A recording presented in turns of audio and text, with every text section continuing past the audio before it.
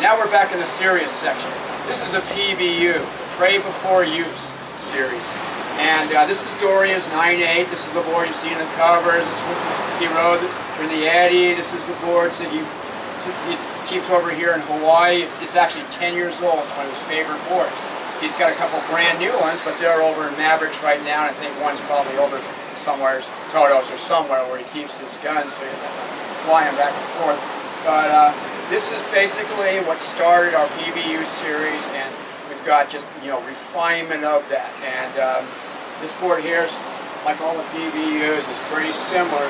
What you've got is you've got a ton of V from about here on back, very slight double concave. We're trying to slow this board down, not make it faster. We're trying to make it so that it harnesses all the power of the wave. You don't need a fast board of Waimea. You need something to turn.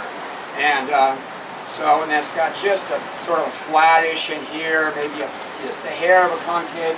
And it comes to a real strong V coming up and blending and crossing over. And we need a lot of V up here because there's tons of wind there. And this board here is 3 1/4 inches thick. And for a 160 pounder, that seems pretty thick. It's 20 inches wide and 3 1/4 inches thick. When you're out of Waimea or Maverick, it's not thick at all. As a matter of fact, his new boards are 3 1/2, even 3 3/4. And there's not a ton of rocker on this board.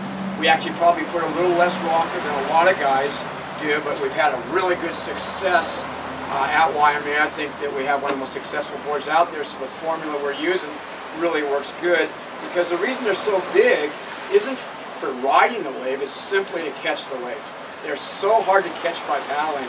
And as you all know, now everybody wants to paddle into big ones.